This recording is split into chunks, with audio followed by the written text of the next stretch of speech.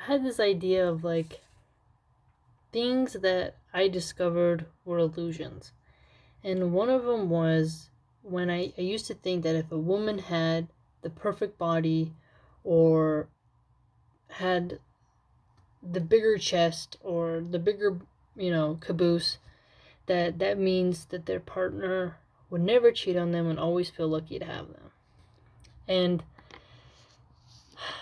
the strangest thing is when you realize that's not true. And how I think sometimes we women like to pretend if we're just more and more hot, if you just put on these shoes, if you just wear this dress, if you just wear this makeup, it will help ensure that your man's eyes don't wander and therefore that he won't get bored with you. And I think that's what causes us to look at just looks. Because we focus such on our looks and not like developing ourselves that we end up hurting ourselves in the end.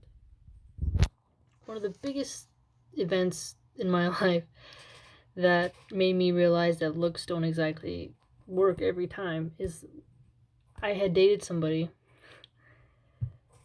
and they ended up later dating a friend of mine who was not exactly the Madonna. And it surprised me because I was like, wow, like this person is so radically different. Why would they go to that? And then another time in my life, I knew this guy. And he had a very beautiful girl. She was wonderful. I still talk to her to this day, and I care about her a lot. She was an amazing person. And one day when I came home, I walked past her man's bedroom, and I saw that he was in there with another girl and another chick, and she was not exactly that great either, body wise, looks wise. And I thought to myself, and especially so now, like even these women couldn't protect the their relationship. Their looks like me or anything like that, it's not enough. And then I got to see other women in my life have, you know, very just amazing, phenomenal bodies. They were smart, they had everything going for them, and their partner still wondered. And same for men. I'm sure there's plenty of men out there who've had, who were good, had a lot of good virtues, and something still happened. That's why I dislike when people point out just single moms as like, well, they should have known. And it's strange because nobody can predict the future. And looks are not a guarantee that your partner will always want you. If you think about it, look how, like, let's just say, let's say some men from the NFL. I don't want to name too many examples.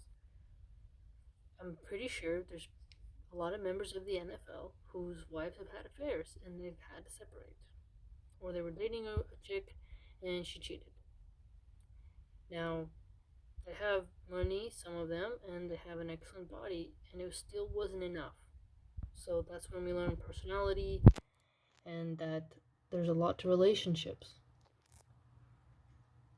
So, but I feel like when we overly dig in on one group, especially women, as like, well, you're just idiots, you should have known. It's like, no, no one's got all the answers. And not everyone gets blessed with relationships. I think that's why women compete with each other so much and they hate on each other so much is because they get really jealous over looks or they worry that someone's going to steal their man away. Because if you think about in the past, women were highly dependent upon their partners to, hunt and bring home food and secure the security of the village. If you think about it, even queens, many in history, had a king and they're at the pinnacle of society. And even they couldn't stop their husbands from shagging the, you know, peasant's daughter. That's one reason why I liked the 1001 Nights book a lot, because King Shahryar, he represents a part of all of us where he changes because he finds out how his wife is adulterous, and then he proceeds to never want to have a relationship again. Sort of like what players today do.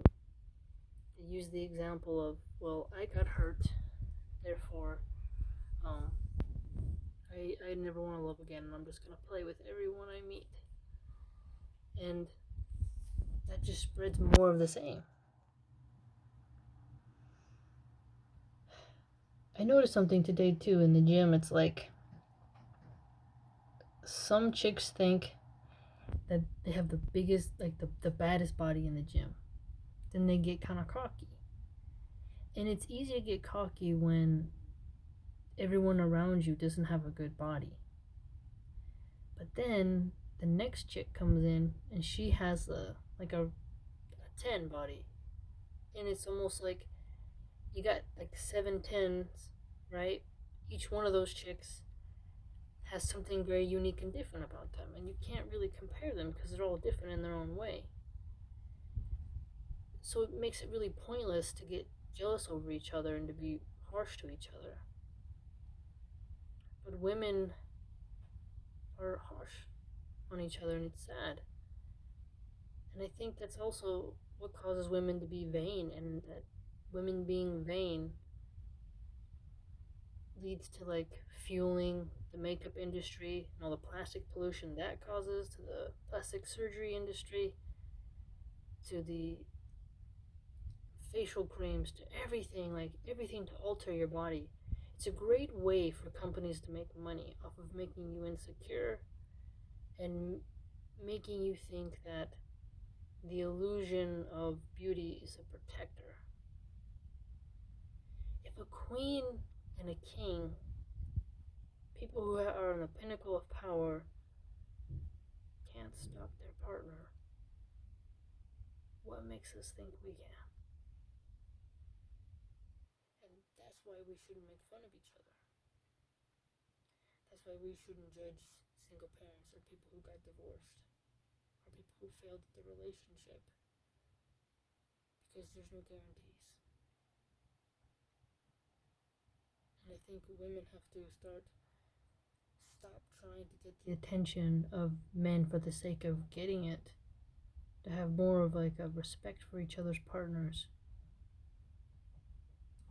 and to be able to resist their man's friends if they ever try to make an advance or anything like that.